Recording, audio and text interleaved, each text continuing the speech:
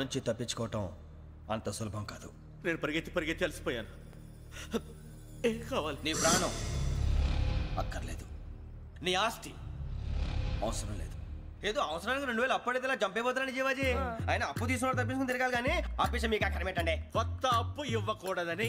ఇదిగో వెంకీ, కావాలంటే నీకు ఇచ్చిన పాత బాకీ మర్చిపోతాను, నన్ను వదిలే. మీరు మమ్మల్ని వదలనా? మేము మిమ్మల్ని వదలలేమండి. మీ దగ్గర అప్పు తీసుకున్న నిజం మమ్మల్ని నీలా వెంటాడు. అందుకు నన్ను ఎంత ఆడుతున్నారా? నన్ను అంతగా అయిపోతలేదు. ఉండి లేదంటే మొత్తం లేకుండా పోతారు. ఇప్పుడు మీకు ఇస్తే జరిగేది అదే. ఇస్తే ఇవ్వండి, లేకపోతే మానేయండి, అంతేగాని శుక్రవారం పూట అశుభ మాటలు మాత్రం ఆడకండి. శుక్రవారం లేదు, శనివారం లేదు, అసలు వడ్డీ వ్యాపారమే చేయడం లేదా? జీవాజీ, డిస్కషన్స్ అనవసరం. ఇప్పటికి 18,000 ఇచ్చారు, ఇంకో 2,000 ఇస్తే 20,000 రౌండ్ ఫిగర్ అవుతుంది. 2 రోజులు తిరిగి ఇచ్చేస్తాం. వీళ్ళకి ఇప్పుడు దాకా ఇచ్చింది 14,000 కదా, 18,000 అంటాడేమిటి పెచ్చనాయాలు? పడ్డాడు కక్కుర్తాడు. సంగతి వరకు తెలిసి అసలేనయ్యా, ఇదే నేను మీకు ఇచ్చే ఆఖరి అప్పు. మీరు ఇచ్చిన ప్రతిసారి ఇలాగే అంటారు. ఇతనే వచ్చిందని తగలేయకుండా ఊరికే వచ్చింది ఏంటి? అబ్బాయి ఏం లేదండి, జాగ్రత్తగా ఉపయోగించి పైకి రావాలయా. సరే, ఈ 2,000తో 20,000 సంపాదిస్తారు. అదే కూర్చొని ఆలోచిస్తాం. ఆ జీవగాడు ఎప్పటికైనా జీవితంలో పైకి రావాలంటాడు. రోజు ఇంత పైకి వస్తాం తెల్లడికి. రే, మనం దొరికిన వాళ్ళ దగ్గర అప్పు చేసి తాగెత్తనం. ఇలా ఎన్నాళ్ళు ఇచ్చేవాళ్ళు ఉన్నన్నాళ్ళు తెలిసిన వాళ్ళందరూ అయిపోయారు, ఇంకెవరు మిగిలారా? అందుకే నేను ఎప్పుడు అంటూ ఉంటాను సర్కిల్ బెంచ్ మని. ఒక రెండో పెంచుకుందామన్నా ఎవడు కోఆపరేట్ చేయట్లేదా? మనం చూస్తేనే జంప్ అక్కడ. అరే వడ్డీ ఎంతైనా పర్వాలేదు, అప్పు ఏంట్రా అంటే ఒక ముందు రాడే. ముందుకు వస్తే వాళ్ళు వెనక్కి వెళ్తారని భయం. భయం భయం భయం, ఎక్కడ చూసినా భయం. ఎన్నాళ్ళు భయం? మనల్ని చూస్తే మనకే పరమ అసహాయం చేస్తుంది. మనకే కాదు, ఊళ్ళో వాళ్ళందరికీ కూడా అదే ఫీలింగ్. అందరూ డిగ్రీ 3 సంవత్సరాలు చదివి పాస్ అయితే మనం 6 సంవత్సరాలు చదివి పాస్ అయ్యాం. మరి ఉద్యోగం ఎవడి? ఉద్యోగాలు ఇవ్వక, అప్పులు ఇవ్వక, తాగేది ఎలాగా, బతికేది ఎలాగా? అరే మనం మాత్రం మనుషులం కాదా? మనకి కోరికలు ఉండవా? ఇప్పుడు మనం ఆలోచించాల్సింది అది కాదు, రేపటికి ఎవరిని చంపాలి. కాలనీలో ఎవరు సార్?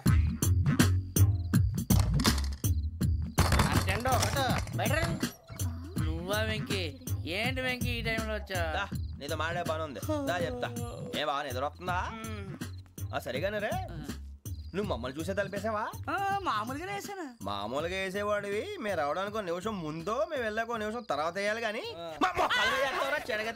బిలాల్ రాజా, నాకు నిద్ర వచ్చి పడుకుందామని తలుపేసుకున్నాను. అయినా నా ఇంటి తలుపులు నేను అడిగేసుకోవాలంటే తప్పు చేసిన కాక ఇంకా గేర్ సమాధానం చెప్తావా? మీ ఇంట్లో పెళ్లిడికి వచ్చిన ఆడపిల్లలు ఎదురున్నారు. ఇదిగో అమ్మాయిలు, మీతో ఎప్పుడైనా యథాశాలు వేసానా? విన్నారా?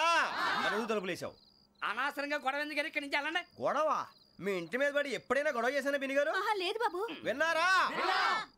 చెప్పు, మమ్మల్ని చూసి తలుపులు ఎందుకు వేసుకున్నావు? అరే మాకు అప్పించిన వాళ్ళు కూడా మమ్మల్ని చూసి ఎప్పుడు తలుపులు వేసుకోలేదు. ఏం జీవాజీ? మరి నువ్వు ఎందుకు వేసుకున్నావు? బాబు టప్ అయిపోయింది, బుద్ధి తక్కువ వేసాను చాలా. అంటే మా మోకాల మీద తలుపులు వేసామని ఒప్పేసుకుంటున్నావు? ఒప్పుకుంటున్నాను. సరే ఇప్పుడు చెప్పు, మా మొఖాల మీద తలుపులు వేసేంత తప్పు మేము ఏం చేసామరా? తప్పైపోయిందని అంటున్నారు కదా, వదిలేయండి బాబు. అదే తప్పు మేము చేసి మమ్మల్ని వదిలేయమంటే మీరు వదిలేస్తారా బినిగారు? తప్పని ఒప్పుకుంటున్నాడు కదా అయ్యా. ఇప్పుడు టైం 11 అయింది, వెళ్ళి పడుకోండి. 11 అయిందా? కొమ్ము ఉంచాడు కదా. నాకు సంబంధం ఏంటి? ఉంది, సంబంధం ఉంది. 11 గంటలకి నా క్లోజ్ ఫ్రెండ్ ఢిల్లీ వెళ్తున్నాడు. 5,000 అప్పిస్తానని ఎయిర్పోర్ట్ రమ్మని చెప్పాడు. నీ గొడవలో పడి ఆ సంగతే మర్చిపోయాను. ఇప్పుడు నాకు జరిగిన నష్టానికి భర్తీ ఎవరు చేస్తారు? మీరా మీరా మీరా? ఎవడు పడతావు? ఎందుకు చేస్తాడా భర్తీ? మళ్ళీ వాడి నువ్వు తప్పు ఎవడు చేసావు? వాడే చేస్తాడు. దానికి కారణం ఈ 10 మనిషే కదా. వాడే చేస్తాడు.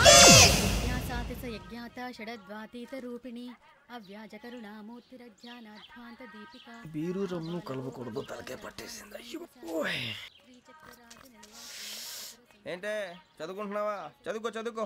దేనైనా వెనక్కి తీసుకురావాలం కానీ పోయిన కాలం వెనక్కి తీసుకురావడం ఎవడి వల్ల కాదు. టైం విలువ గురించి నువ్వు మాట్లాడడం. నువ్వు ఎలా పోతే నాకెందుకులే. ఏమ్మా నీ పూజ అయిందా? తలకే పట్టేసింది, కాస్త మజ్జిగుంటే ఇవే. మా నాయనే అందరూ పొద్దున్నే లేచి టీలు కాఫీలు అడుగుతుంటే నువ్వు మాత్రం మజ్జిగ అడుగుతున్నావురా. కాఫీలు టీలు తాగే స్టేజ్ వాడు ఎప్పుడో దాటిపోయాడు. రాత్రి తాగింది దిగాలంటే మజ్జిగే తాగాలి. నువ్వు తల దించుకోవడం ఎందుకురా? నీలాంటి యదవనగానందుకు నేనే దించుకోవాలి తల. రాత్రి సుబ్బారావు గారి ఇంటి మీద గొడవకి వెళ్ళేవంటగా. అలా చెప్పాడు మీకు? ఏ మళ్ళీ గొడవ కెడతావా? నీ దెబ్బకు భయపడి రాత్రి తలుపులు తీసి పడుకున్నారంట. తెల్లారగా టైంట్లో దొంగలు పడ్డారు. ఇంట్లో ఉందిలేండి, పట్టుకుపోవడానికి అక్కడ కూతురు తప్ప. ఎన్నాళ్ళు ఇలా బేవర్స్గా తిరుగుతావురా? ఇన్నాళ్ళని ఏం ఫిక్స్ అవ్వలేదండి. చిచి నాన్నా, అమ్మా కంబైన్ స్టైల్స్ కి ఫ్రెండ్స్ ఇంటికి పిలుద్దాం అంటే వీడికి భయపడి ఎవరు రావడం లేదు. నేనే చేశానే? వాళ్ళ వంక అదోలా చూస్తున్నావంట. గొప్ప ఫిగర్లని అదోలా చూస్తాను, ఏదో మోహాలు వేసుకొని. చదిగా ఆ గొంతు ఆ వాళ్ళకం చూడలేకపోతున్నాను రా బాబు. చిన్నప్పుడు వచ్చి నా అలాగే ఉన్నావు, తెగ ముడిచిపోయారు. ఇప్పుడు నచ్చట్లేదు నాన్నగారు మీకు? నేను యదవలతో డిస్కస్ చేయను. నేను చేస్తాను. మీరు చెప్పదలుచుకుంది ఏమిటో చెప్పండి. ఇంకా చెప్పేదే ఉంది. నువ్వు ఇలా గాలికి తిరుగుతుంటే నేను తిండి పెట్టలేను. నాన్నగారు ఇప్పుడు శుక్ర మహాదశి 4వ పాదంలో ఉంది. నేను ఇప్పుడు ఏం చేసినా కలిసి రాదు. శనిగారు సెంటర్ లో కాసేసి నన్నే చూస్తాడంట. వాడు అలా సైడ్ అయిపోయి నేను ఏదో అవుతాను కదా, మీరు కంగారు పడకండి. ఇవన్నీ ఆ జగదాంబ చౌదరి గారు చెప్పాడా? జేసీ గారిని గాడు గిడు అనకండి బాబు, మీకే మంచిది కాదు. అబ్బా ఊరుకోండి, ఎవరి నమ్మకాలు వాళ్ళవి. ఎరా ఇంతకీ ఆ శనిగాడు సైడ్ కి ఎప్పుడు వెళ్తాడంట? సెంటర్ లోకి రావాలమ్మా. మరి ఆ గురువు సెంటర్ లోకి ఎప్పుడు వస్తాడంటావు? అవన్నీ మనకి తెలుస్తాయి అంటే జేసీ గారు తెలుస్తాయి. నాన్నగారు ఒక 1000 రూపాయలు ఇవ్వండి, దక్షిణ నుంచి అన్ని అడిగేసి వస్తాను. ఎదిగిన కూతురు గుండెల మీద కుంపటైతే నీలాంటి బేవార్స్ కొడుకు క్లైమోర్ మైన్స్ లాంటి వాడు చీదరిదుడా. ఆ జేసీ గారు పోయాక వీడు నేను అమ్మ నువ్వే ఫీల్ ఓకే. ఆయన కావాలని అంటున్న మాటలు కాదు, ఆయన దేవుడు. కానీ ఆ శనిగాడు ఆడి కాన్సన్ట్రేషన్ అంతా నా మీదే పెట్టేశాడు. మరి ఇప్పుడు ఎలాగరా నాన్న? ఆ పని మీద డబ్బులు అడుగుతుంటే నిసుక్కుంటున్నాడు. పోనీ నువ్వేనా ఇవే? నా దగ్గర కూడా లేవురా. తెలుగు భాషలో నాకు నచ్చని ఒకే ఒక్క పదం లేదు.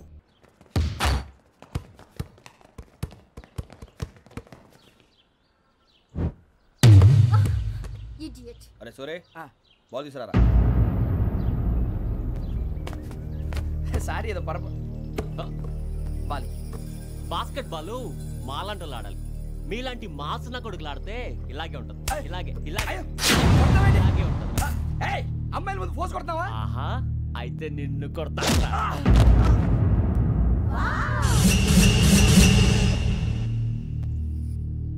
వాడు అమ్మాయిలు ఉన్నారని చూడరా ఎరా రెచ్చిపోతున్నాడు. బాస్కెట్ బాల్ మీ వాడి ఆట కానీ మీలాంటి మాసోళ్ళు ఆడే ఆట కాదు అంటున్నాడు రా. రే ఇంత ముందు 2-3 సార్లు కూడా ప్రతి విషయంలో జోక్యం చేసుకుని మన వాళ్ళు కొడుతున్నాడు రా. వాడిని ఏదో ఒకటి చేయాలరా, వాడిని వదలొద్దు.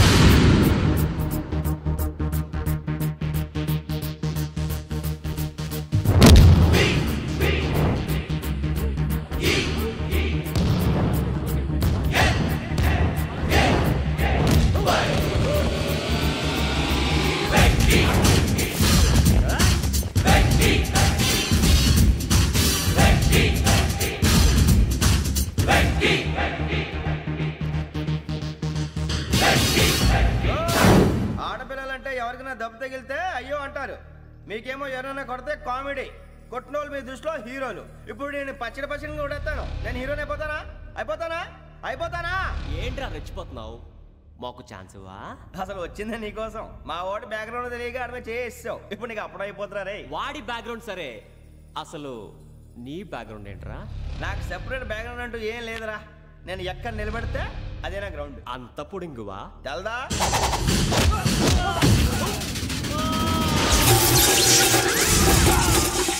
ఎవ్వా మన మామిడి కొట్టినప్పుడు వావ్ అన్నారు, ఇలాగే ఉంటుంది.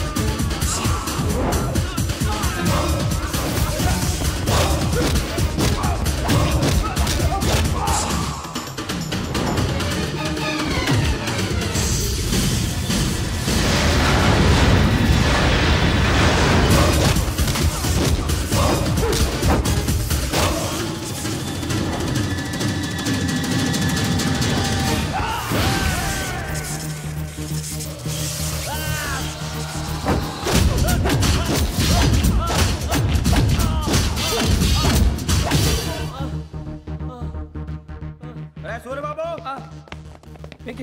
ఇందాక నేను కొట్టినప్పుడు నీకే అనిపించిందిరా? కుమ్మేయాలనిపించింది. మరి కుమ్మే. అమ్మో కుమ్మో. నిన్ను అమ్మాయిని ముందు పట్టుకొని అలా కొడితే ఏ తగ్గుతుందిరా ఆడికి? అసలే ఎక్సైజ్ బాడీ ఏదవుది. తప్ప చెప్తాను, కొడితే మడతడిపోవాలి. మాస్తో పెట్టుకుంటే మడతడిపోద్ది. ప్రపంచంలో ప్రతి వాడు ఏదో పని చేసుకుంటున్నాడు, మనం తప్ప. మా కాంట్రాక్టర్ తో చెప్పి పని ఏదైనా ఇప్పించరా? ఎలాంటి పనులు మేము చేయం. డిగ్రీలు బిఏ, నేను ఎంఏ. ఇలా ఇచ్చాడేంట్రా? అయ్యి బాబోయ్, ఇంకేమైందిరా? మడతాడిపోయిందిరా బాబు.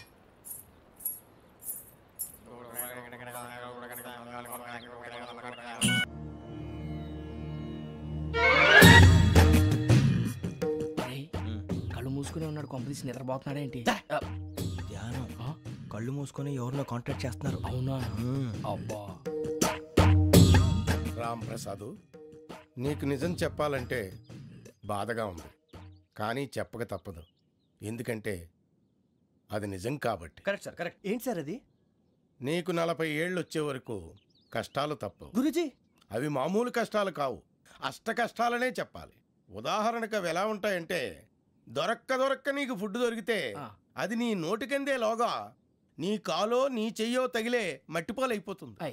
నీ వాకలికి తట్టుకోలేక అప్పు కోసం ఎండను పడి వెళితే అక్కడ తాళం వేసి ఉంటుంది.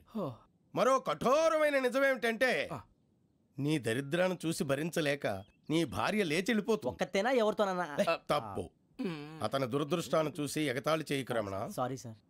ఇదయ్యా రాంప్రసాద్, నువ్వు ఈ 40 ఏళ్ళు ఈ నరకాన్ని అనుభవించక తప్పదు. 40 ఏళ్ళ తర్వాత అలవాటైపోతుంది. ఇక నువ్వు వెళ్ళొచ్చు.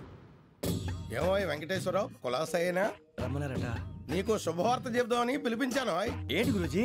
నీకు శుక్రమహాదశ ప్రారంభం అవబోతుంది. అంటే శనిగా సెట్ అయిపోయినట్టేనా? ఆల్మోస్ట్ అయిపోయినట్టే. మీరంతా టోపీలు పెట్టుకునే ఉద్యోగాలు కూడా చేసుకుంటారు. ఇప్పటిదాకా మేమందరికీ టోపీలు పెట్టాం కానీ మాకు మేమే టోపీలు పెట్టుకుంటాం ఎప్పుడు అనుకోలేదు గురూజీ. అదే విధి. మరి ఇప్పుడు బిల్ల బంటోతు నుంచి బీట్ కానిస్టేబుల్ వరకు అందరికి నెత్తిమి టోపీలు ఉంటాయి. అందులో ఏ ఉద్యోగం? ఎస్ఐ గారు కూడా టోపీ పెట్టుకుంటారు తెలదా? ఏది మన చదివే చదువులకు ఎస్ఐ ఉద్యోగాలు ఇస్తారేంటి? గ్రహాలు శాసిస్తున్నప్పుడు చదువులతో పని లేదు. ఏబిసిడీలు చదివినా చాలు మీ జీవితాలు విచిత్రమైన మలుపులు తిరుగుతాయి. మీకు విపరీతమైన ఫాలోయింగ్ వచ్చేస్తుంది. మీరు చాలా ఫేమస్ అయిపోతారు. వింటానికి చాలా బాగుంది. ఇప్పుడు మమ్మల్ని ఏం చేయమంటారు గురూజీ? ఏమీ చెయ్యదు, వెయిట్ చేయండి. కాలం కలిసి వస్తే అదృష్టమే మిమ్మల్ని గేలం వేసి పట్టుకుంటుంది. అంతవరకు వెయిట్ చేయండి. వెయిట్ చేసి కొంచెం వెయిట్ కూడా పెరిగింది. అయినా పర్వాలేదు, వెయిట్ చేస్తాం. అందాక ఏ అప్పు సపోర్ట్ చేసుకుని తాగుతాం, బ్రతుకుతాం అన్నట్టు. అప్పు అంటే గుర్తొచ్చింది. అప్పు మీద మీ అభిప్రాయం ఏంటి గురూజీ?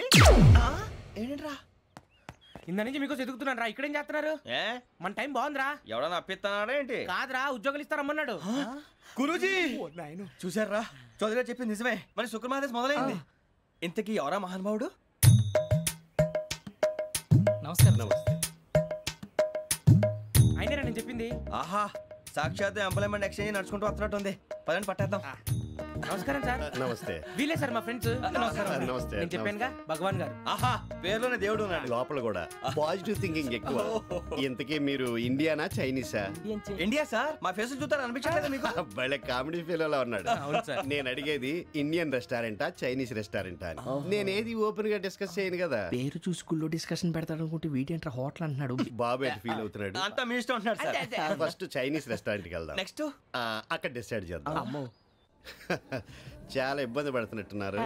నువ్వు చేత్తో తినే బాబు. నేను జనరల్ గా చైనీసే ప్రిఫర్ చేస్తాను. ఫ్యాట్ కంటెంట్ తక్కువ ఉంటది కదా. రేపు నుంచి మేము కూడా ఇదే ఫాలో అవుతాం. ఇంతకీ మీకు స్టీల్ ప్లాంటా, షిప్ యార్డా, ఏషియాడా, జింక, బంక, హెచ్పిసిఎల్. ఇవన్నీ దేనికి సార్? దేనికేంటి? ఉద్యోగం చేయడానికి. మీకు ఎందులో కావాలో చెప్పండి. నేను అమలపోతున్నారా? ఏంటయ్యా డిస్కషన్స్? మాకు నీ ఛాయిస్లు ఉంటాయి అనుకోలేదు. మీరు సడన్ గా జింకు బంకు అంటే సింక్ అవడానికి కొంచెం టైం పట్టింది. అదే అదే జేసీ గారు టోపీలు పెట్టుకుని ఉద్యోగం అన్నారుగా. వీటిలో టోపులు పెట్టుకునే జాబ్లు ఎక్కడ ఉన్నాయండి? అన్నిటిలోనే ఉంటాయి, వాటిలో కూడా ఉంటాయి. వాచ్మెన్ ఉద్యోగం కావాలా? ఇంతకీ మీరు అనే జాబ్ ఏంటి సార్? నేను చెప్పేది టోపులు పెట్టుకునే ఉద్యోగం కాదు, టైల్ కట్టుకునే ఉద్యోగం. అది టైల్ కట్టుకోవటం మాకు రాదు. వాళ్ళు కడతారులే. ఇంతకీ మీకు జిఎం కావాలనా, ఏజిఎం కావాలనా? అట్లా పిలుస్తున్నాడు చూడు బాబు. జిఎం అడిగితే ఎలా ఉంటుందంట? ఏజిఎం అంటే వెంటనే కొంచెం పెద్దదిగా ఉంది. ఏజిఎం ఇప్పించండి సార్. అనుకున్నాను నువ్వు ఇది అడుగుతావని. జిఎం అంటే జనరల్ మేనేజర్, ఏజిఎం అంటే అసిస్టెంట్ జనరల్ మేనేజర్. తూచండి, మాకు జిఎంఏ కావాలి సార్. అది సరే కానీ భగవాన్ జీ, ఈ ఉద్యోగాలకి టోపులు పెట్టుకుని వెళ్ళొచ్చా? నీ ఇష్టం వచ్చినట్టు వెళ్ళొచ్చమ్మా. నాకు స్టీల్ ప్లేట్ నాకు బంకులో గానీ కన్ఫ్యూజ్ చేయగానే ఆయన్ని అందరికీ ఒక చోట ఇప్పించండి సార్. కలిసి పని చేసుకుంటాం. జీతం ఎంతండి? 30,000 అంటే 40,000. వడ్డీ ఎంత? అప్పు కాదయ్యా, నీకు ఇచ్చే జీతం. అంటే తిరిగి ఒక్కలేదా? ఫ్రస్ట్రేషన్ లో ఉన్నట్టున్నాడు. అవునండి. నువ్వు ఇచ్చిన వాళ్ళు తీసుకోరు.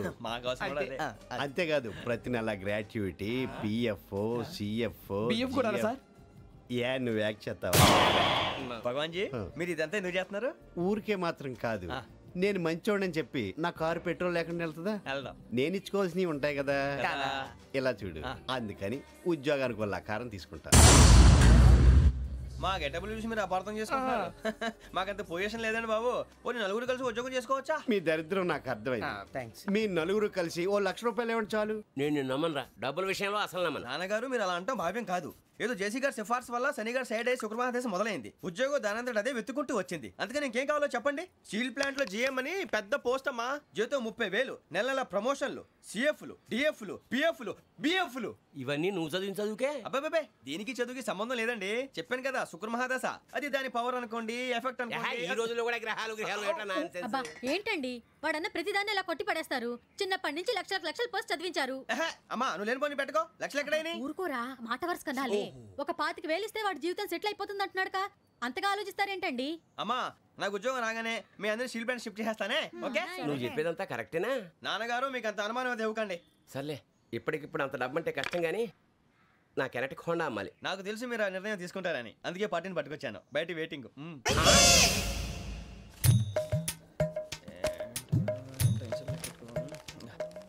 ఇవ్వండి. భగవాన్ జీ మీతో నాకు కుదరదండి. మీరు తేడా మనుషుల్లా ఉన్నారు. చూడటానికి అలా కనపడతాం కానీ తేడా మనుషులు కాదండి. ఇది ఎంతో లెక్క పెట్టండి. 5,000 తగ్గిందండి. ఆ విషయం నాకు ముందు చెప్పాలి కదా. ఇది తేడాతనం కదా. సర్దుబాటు కాక జరిగిన పొరపాటు. మా దరిద్రం మీకు తెలియంది కాదు.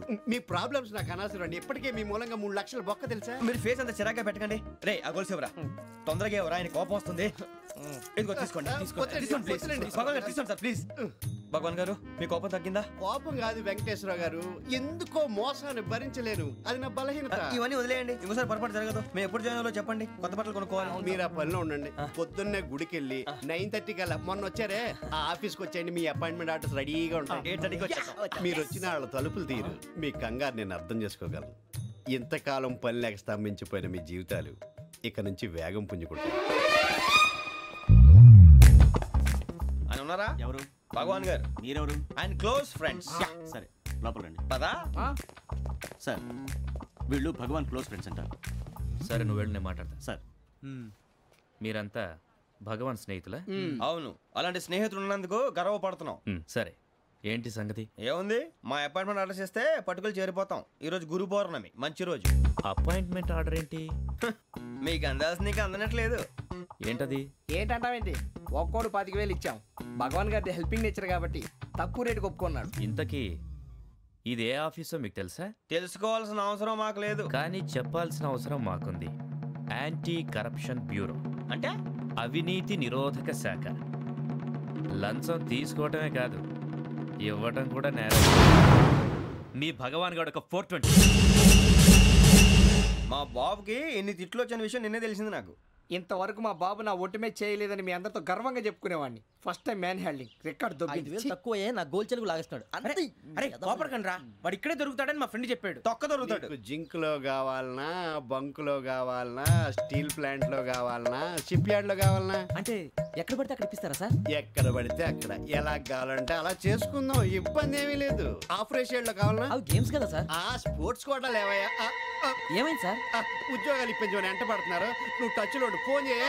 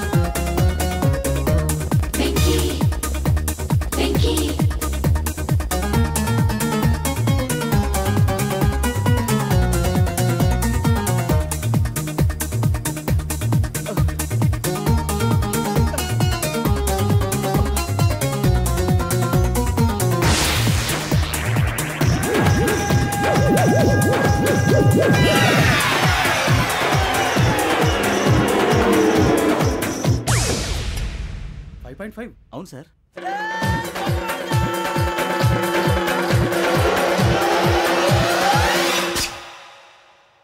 గ్రేట్.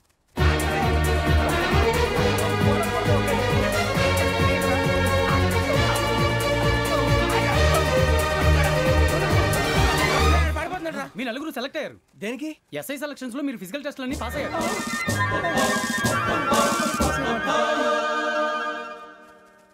కానీ మేము అప్లై చేయలేదు సార్. అప్లై చేయలేదా? చేయి వదలకండి సార్, కాలు పట్టుకోవాల్సి వస్తుంది. రాగరాకు వచ్చిన అవకాశం. సరే, మీరంతా డిగ్రీలు పాస్ అయ్యారా? ఎప్పుడో. ఓకే, ఇప్పుడు అప్లై చేయండి. Thank you sir. నేను మేనేజ్ చేస్తాను. Thank you sir. మీరు రిటర్న్ టెస్ట్ ప్రిపేర్ అవ్వండి. అలాగే సార్. All the best. రేయ్, ఈ పరీక్ష